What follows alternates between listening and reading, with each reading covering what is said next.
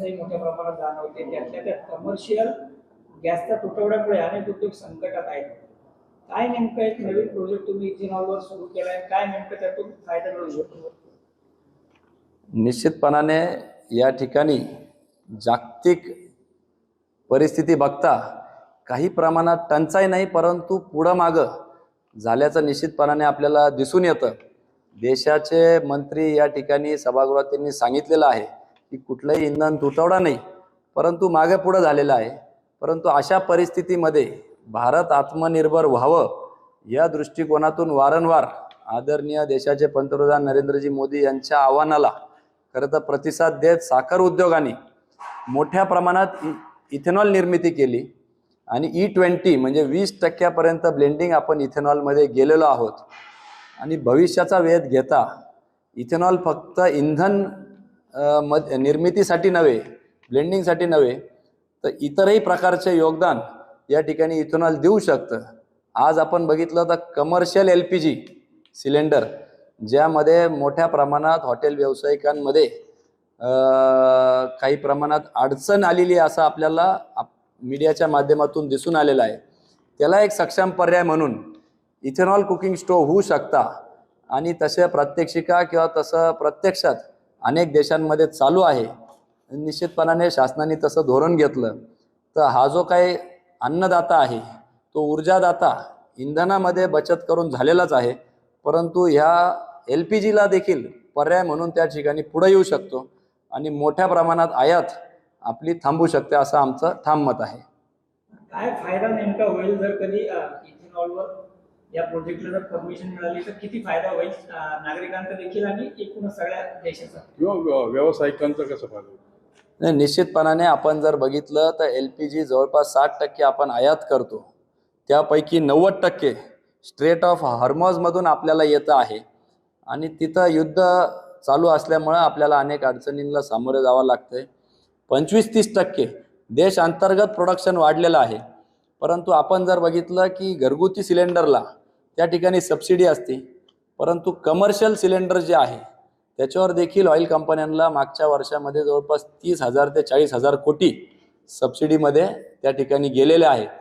आणि त्याला पर्याय म्हणून जर इथेनॉल स्टोव्ह आपण वापरले तर फार फरक न येता तितक्याच रकमेमध्ये हे इथेनॉल स्टोव्ह कमर्शियल यूजचे जर आकडेवारी बघितले तर एकूण LPG कन्झम्पशनच्या 10% कमर्शियल आणि इंडस्ट्रियल यूजचं येतं, ज्यामध्ये हॉटेल्स असतील, रेस्टॉरंट्स असतील, हॉस्पिटल्स असतील, केटरिंग सर्व्हिसेस असतील आणि 1-1.5% इंडस्ट्रीज असेल, असं मिळून 10-10.5% जवळपास ही संख्या होती.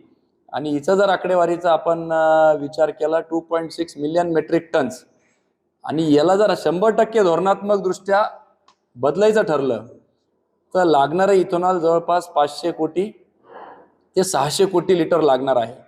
आत्ताची प्राप्त परिस्थिती बघितली तर सरकारच्या पुढाकाराने जवळपास 40,000 कोटी हे इथेनॉल निर्मितीसाठी डिस्टिलरीजमध्ये गुंतवणूक झालेली आहे. त्याच्यात वेगवेगळ्या योजनांमार्फत त्यांनी पुढाकार घेऊन इथेनॉल निर्मितीचे प्रकल्प उभे राहिलेले आहे.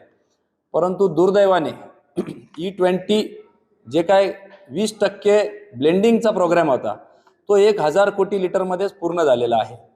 आणि आत्ता आमच्याकडं प्रोडक्शन कॅपॅसिटी मी महाराष्ट्र राज्य साखर संघावर देखील आहे, बघितली तर जवळपास 1,000 कोटी लिटरची अतिरिक्त कॅपॅसिटी आपल्या भारतामध्ये झालेली आहे.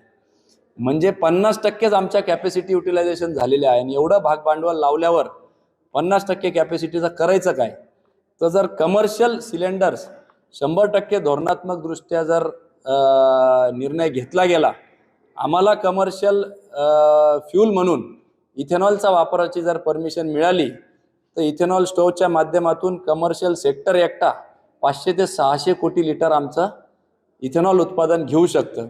म्हणजे आमच्या आयडल असलेल्या आमचे जे काय क्षमता आहे त्याचं निम्म त्या ठिकाणी कमर्शियल सिलेंडर्सच्या रिप्लेसमेंट म्हणून इथेनॉल सिलेंडर होऊ शकतं असा आमचा ठाम अभ्यास आहे. आणि अशी आमच्या सरकारकडे मागणी राहील आपल्या माध्यमातून की त्या ठिकाणी तुम्ही कमर्शियल सिलेंडरच्या ऐवजी इथेनॉल सिलेंडर्सला किंवा इथेनॉल स्टोव्हला परवानगी द्या. त्याचे अनेक फायदे आहे, धोका टळतो. अनेक आपण बघतो की मोठमोठे सिलेंडरचे स्फोट होता, तुलनेने इथेनॉल स्टोव्ह हे सुरक्षित आहे आणि भारतीय शेतकऱ्यांकडून तयार झालेला आहे.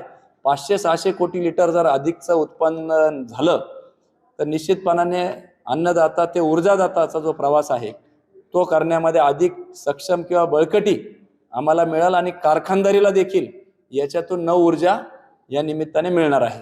खर्चाच्या बाबतीत तुलना जर केली तर कसा खर्च अपेक्षित आहे म्हणजे एलपीजी 4 जणांचा जर आपण स्वयंपाक आत्ताच आपण जे गॅस बघितलं त्याच्यावर जर बनवला तर LPGच्या माध्यमातून आणि इथेनॉल स्टोव्हच्या माध्यमातून आता इथेनॉलचा दर किती धरता 65 धरता 58 धरता 54 धरता वेगवेगळे दर शासनाने निश्चित केलेले आहे.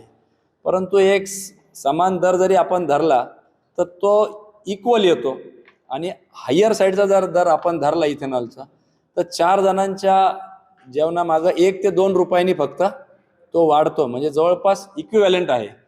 परंतु त्याच ठिकाणी आम्ही इथून ट्रान्सपोर्टेशन करू शकतो. आज जर बघितलं तर कमर्शियल सिलेंडरचं ट्रान्सपोर्टेशन भारतभरात जे होतं त्याला 20-25 हजार कोटी रुपये त्या ठिकाणी खर्च होतो आणि त्या ट्रान्सपोर्टेशनमधून निघणारं CO2 इमिशन ज्याला म्हणतो आपण ते मोठ्या प्रमाणात होतं.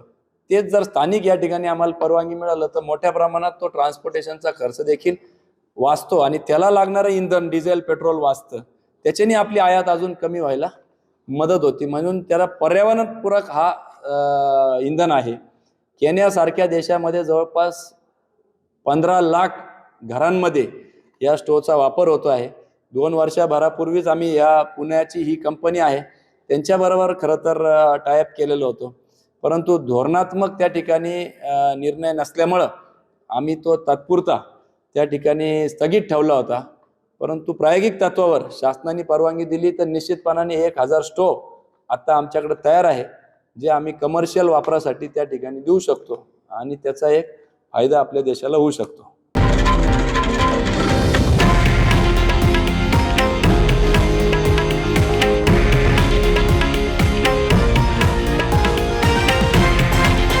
हे आहे देशातील नंबर 1 न्यूज नेटवर्क आणि आपण पाहत आहात TV9 मराठी, एकमेव.